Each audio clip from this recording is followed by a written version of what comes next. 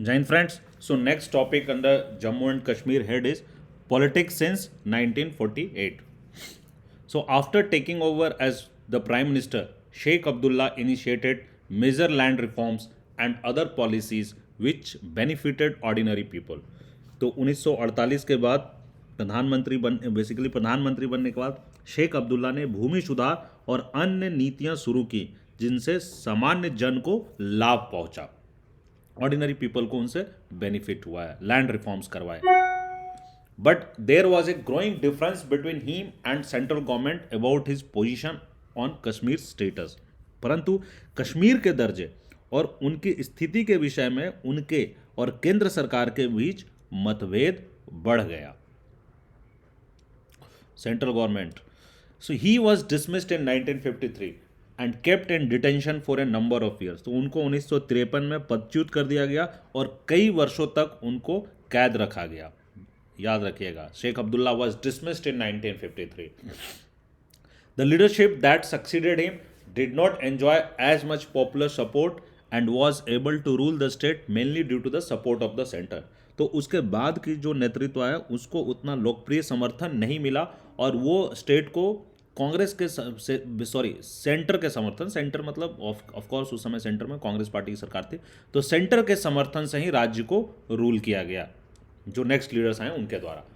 So there were serious allegations of malpractices and rigging in various elections, है ना। तो विभिन्न चुनावों में अनाचार और हेर फेर की संबंधी बहुत गंभीर आरोप थे कि जो ये चुनाव होते हैं उसमें मैल प्रैक्टिस होता है और रिगिंग होता है, हेर फेर होता है।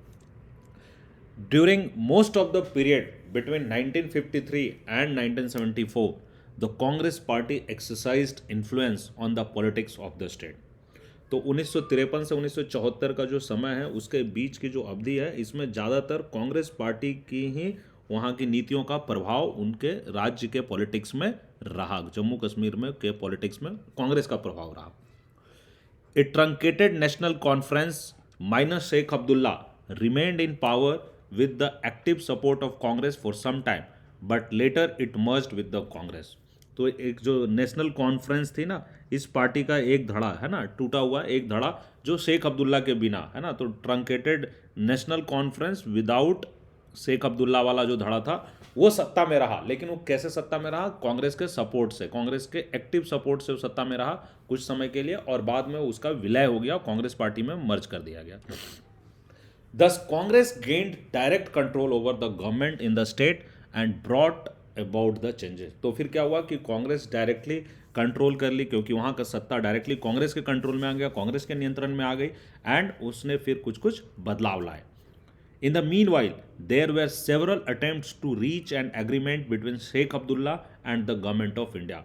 और इस बीच में ही शेख अब्दुल्ला और भारत सरकार के बीच में कई कोई एक एग्रीमेंट पे पहुंचने के लिए, समझौते पे पहुंचने के लिए कई बार कोशिशें की गई, है ना। Sheikh Abdullah and government of India के बीच में एग्रीमेंट की attempt. A change in the provision of constitution of Jammu and Kashmir was made in 1965 by which the prime minister of the state was designated as the chief minister of the state.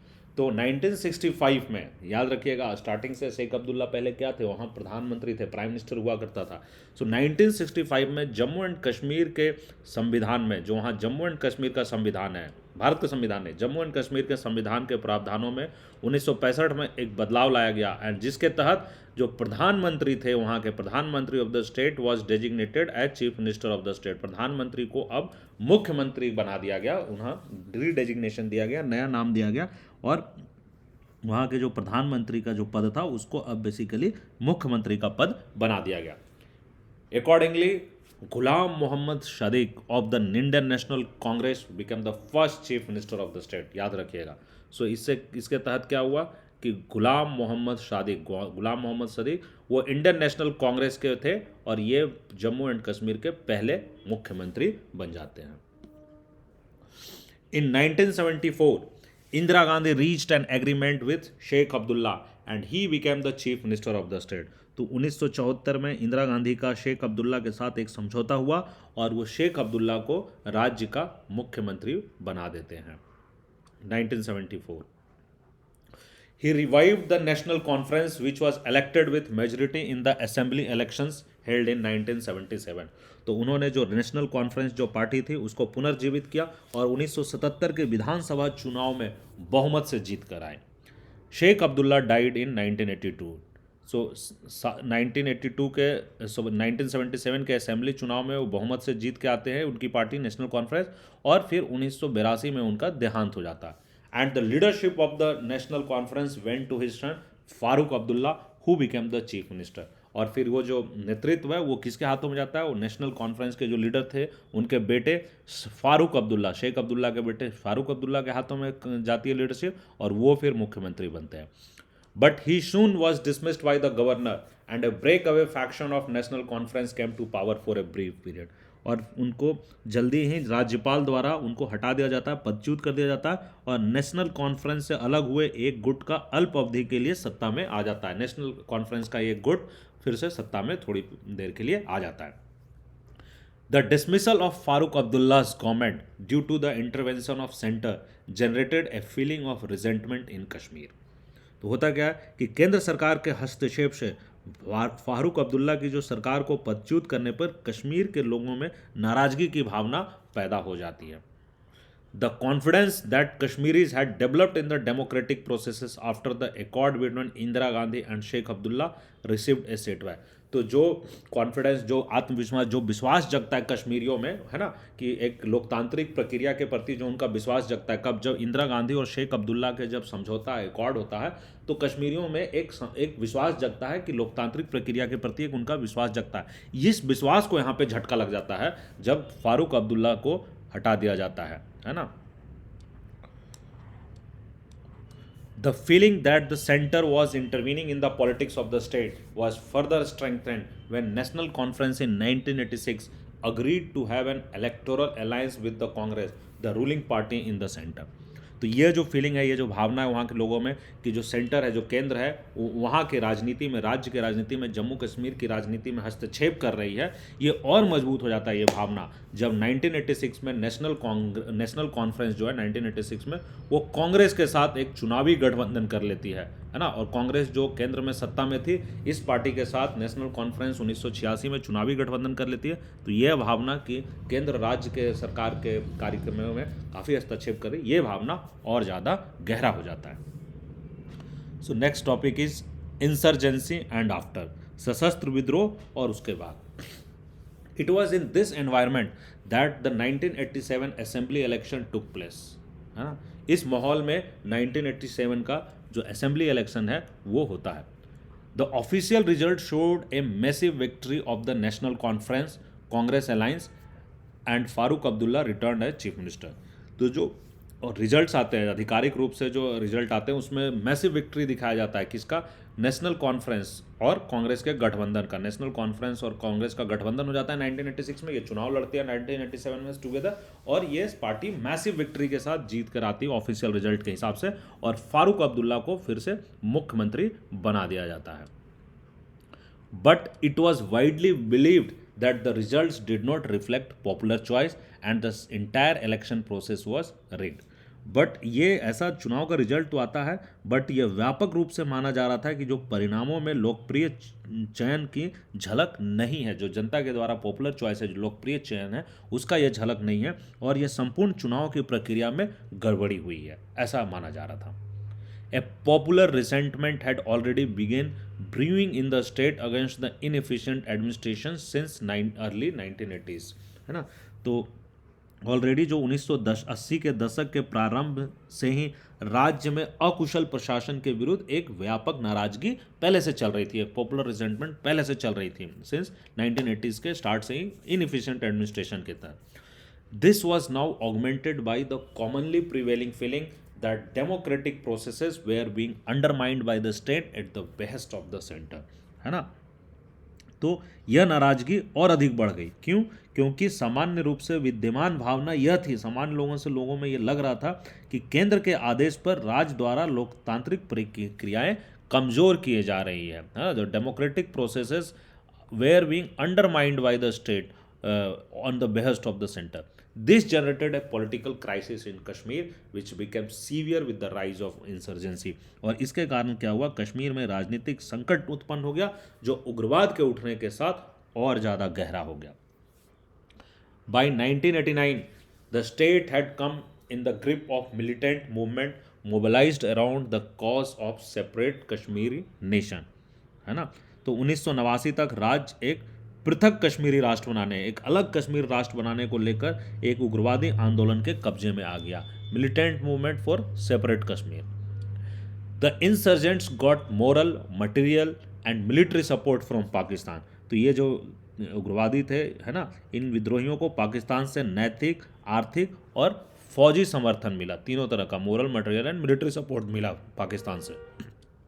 For a number of years the state was under presidents rule and effectively under the control of arm forces. तो काफ़ी सालों तक जो ये राज्य है ये राष्ट्रपति शासन के अंदर रहा और इफेक्टिवली यहाँ पे सशस्त्र सेना जो है भारत के आर्म फोर्स है उसका कंट्रोल रहा.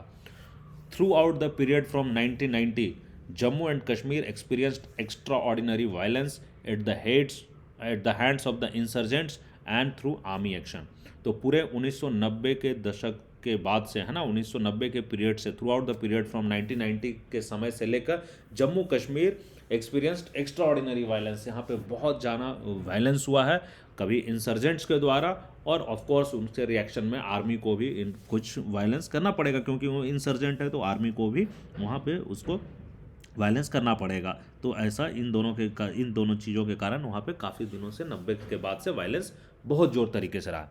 Assembly election in the state were held only in 1996 in which National Conference led by Farooq Abdullah came to power with a demand for regional autonomy for Jammu and Kashmir. तो चुनाव हुए, है ना, वहाँ असेंबली इलेक्शन होते हैं स्टेट में 1996 में. 1996 में वो चुनाव होता है जिसमें फिर से नेशनल कॉन्फ्रेंस, फारूक अब्दुल्ला की लीडरशिप ने नेशनल कॉन्फ्रेंस फिर से सत्ता में आ जाती है, पावर में आ जाती है और इस बार उनका डिमांड होता है क्षेत्रीय स्वायत्ता फॉर जम्मू एंड कश्मीर, है ना. जम्मू और कश्मीर के लिए क्षेत्रीय स्वायत्ता, regional autonomy for Jammu Kashmir के डिमांड से वो फिर से असेंबली इलेक्शन 1996 में जीत कर आ जाते हैं. At the end of its term elections where held in the state इन 2002, है ना. तो इसका समय सीमा समाप्त होने के बाद राज्य में चुनाव करवाए जाते हैं 2002 में. The National Conference failed to win a majority and was replaced by a coalition government of People's Democratic Party and Congress. तो जो नेशनल कॉन्फ्रेंस पार्टी है ये मेजोरिटी जीतने से हार जाती है, इसकी बहुमत नहीं ला पाती है और इसकी सरकार को एक नई सरकार से रिप्लेस हो जाती है. एक गठबंधन की सरकार आती है, PDP, people's democratic party, PDP, और कांग्रेस की गठबंधन की सरकार 2002 में आती है. Now coming to 2002 and beyond, है ना, 2002 और इससे आगे. As per the coalition government, Mufti Mohammad headed the government for the first 3 years succeeded by Ghulam Nabi Azad of Indian National Congress, who however could not complete the term as the president rule was imposed in the state. होता क्या कि जो गठबंधन का agreement था, जो गठबंधन का समझौता था, उसके तहत मुफ्ती मोहम्मद, है ना, मुफ्ती मोहम्मद सरकार को हेड करते हैं पहले 3 साल के लिए. Mufti Mohammad headed the government for first 3 years. तो 3 साल के लिए मुफ्ती मोहम्मद सरकार के वहाँ हेड बनते हैं. पीडीपी के जो होते हैं मुफ्ती मोहम्मद, उनकी सरकार कांग्रेस के गठबंधन से बनती है तो पहले 3 साल तक वो हेड करते हैं. उसके बाद गुलाम नबी आज़ाद बनते हैं, इंडियन नेशनल कांग्रेस के गुलाम नबी आज़ाद वहाँ के मुख्यमंत्री बनते हैं. हाउएवर वो अपना पूरा कार्यकाल नहीं कर पाते हैं क्योंकि वहाँ जुलाई 2008 में प्रेसिडेंट रूल लगा दिया जाता है. As the president rule was imposed in the state in July 2008. तो जुलाई 2008 में प्रेसिडेंट रूल लग जाते हैं और इस कारण से उनका पूरा कार्यकाल नहीं होता है. The next election was held in November December 2008. तो अगला चुनाव नवंबर-दिसंबर 2008 में होता है.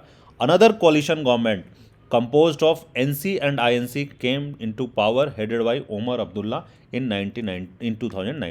तो अनदर फिर से एक गठबंधन सरकार आती है और इस बार गठबंधन किसकी है, नेशनल कॉन्फ्रेंस और इंडियन नेशनल कांग्रेस. कांग्रेस की गठबंधन पहले पीडीपी के साथ थी, इस बार कांग्रेस की गठबंधन में फिर नेशनल कॉन्फ्रेंस के गठबंधन के साथ पावर में आती है और इस बार ओमर अब्दुल्ला, शेख अब्दुल्ला के बेटे फारूक अब्दुल्ला के बेटे ओमर अब्दुल्ला 2009 में इस बार फिर हेड करते हैं सरकार को.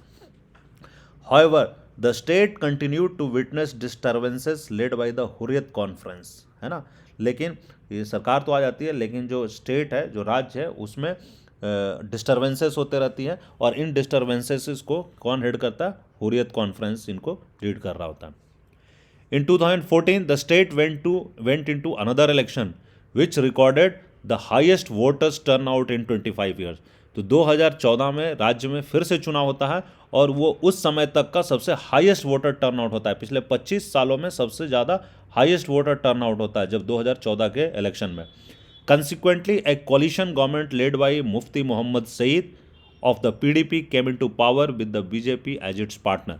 तो उसके बाद क्या होता है? एक कोलिशन गठबंधन फिर से सरकार बनती है ना, फिर से सरकार बनती है, और जो मुफ्ती मोहम्मद सईद थे, जो पहले भी कांग्रेस के साथ गठबंधन में यहाँ चीफ मिनिस्टर बने थे, मुफ्ती मोहम्मद सईद 2002 में, वो वापस मुफ्ती मोहम्मद सईद पीडीपी पार्टी से वो सत्ता में आते हैं, और बीजेपी के साथ उनका गठबंधन होता है। बीजेपी, भारतीय जनता पार्टी के साथ गठबंधन के साथ मुफ्ती मोहम्मद सईद 2014 में पीडीपी की सरकार बनाते हैं। After Mufti Mohammad Sayeed died, his daughter Mahbooba Mufti became the first woman chief minister of the state in April 2016. तो 2016 में उनकी मृत्यु हो जाती है मुफ्ती मोहम्मद सईद की, और उसके बाद उनकी पुत्री जो है महबूबा मुफ्ती, वो पहली महिला चीफ मिनिस्टर बनती है जम्मू एंड कश्मीर की। अप्रैल 2016 में महबूबा मुफ्ती पहला मुख्यमंत्री बनती है वहाँ के। During the tenure of Mehbooba Mufti, major acts of terrorism, mounting external and internal tensions were witnessed. तो महबूबा मुफ्ती का जो कार्यकाल होता है, इसमें टेररिज्म, है ना, आतंकवाद के काफ़ी घटनाएं घटती है, और इस कारण से इंटरनल और एक्सटर्नल टेंशंस काफ़ी दिखते हैं, काफ़ी वीकनेस होते हैं। The president's rule was imposed in June 2018 after BJP withdrew its support to the Mufti government. तो मुफ्ती गवर्नमेंट से भारतीय जनता पार्टी, जो बीजेपी के सपोर्ट से बनी हुई गवर्नमेंट थी, ये अपना सपोर्ट खींच लेती है, और प्रेसिडेंट रूल, राष्ट्रपति शासन 2018 में फिर से लागू हो जाता है। तो राष्ट्रपति शासन आ जाता है जून 2018 में। ऑन 5 अगस्त 2019, याद रखिएगा डेट दोस्तों, बहुत इंपॉर्टेंट है। So on 5 August 2019, Article 370 was abolished by the Jammu and Kashmir Reorganization Act 2019, and the state was constituted into 2 union territories, viz. Jammu and Kashmir and Ladakh. 5 अगस्त 2019 को आर्टिकल 370 अबॉलिश कर दिया जाता है। Article 370 जो अभी तक चला आ रहा था, has been abolished by the Jammu and Kashmir reorganisation act. Bharat के पार्लियामेंट में Jammu and Kashmir reorganisation act आता है, और उसके तहत आर्टिकल 370 को समाप्त कर दिया जाता है। And the state was constituted into 2 union territories, और इस राज्य को 2 केंद्र शासित प्रदेशों में विभक्त कर दिया जाता है। राज्य को 2 केंद्र शासित प्रदेशों में बांट दिया जाता है, और एक है जम्मू एंड कश्मीर और दूसरा होता है लद्दाख। सो एक केंद्र शासित प्रदेश, राज्य से ये केंद्र शासित प्रदेश बन जाते हैं। जम्मू और कश्मीर एक केंद्र शासित प्रदेश है, और लद्दाख दूसरा केंद्र शासित प्रदेश बन जाता है।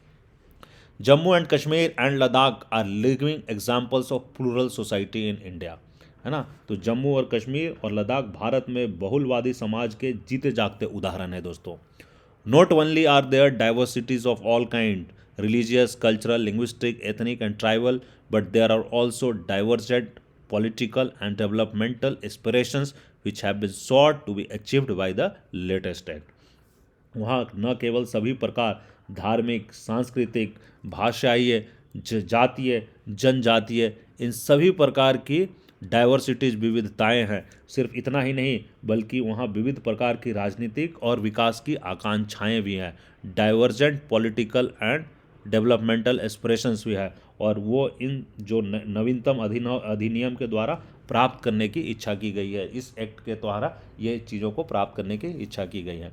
और आज के डेट में दोस्तों, वहाँ जम्मू एंड कश्मीर स्टेट में वो यूनियन टेरिटरीज, सॉरी वो स्टेट नहीं, वो यूनियन टेरिटरीज है। जम्मू एंड कश्मीर जो यूनियन टेरिटरीज है उसका एक असेंबली होगा, और लद्दाख यूनियन टेरिटरी का कोई असेंबली नहीं होगा। तो Jammu and Kashmir union territory में चुनाव हो चुका है, और वहाँ के फिर से मुख्यमंत्री वहाँ के उमर अब्दुल्ला जेंसी से नेशनल कॉन्फ्रेंस वहाँ के मुख्यमंत्री बन चुके हैं, within coalition with Congress party. तो ये टॉपिक जम्मू एंड कश्मीर आप लोगों को समझ में आ गया होगा दोस्तों। That's all.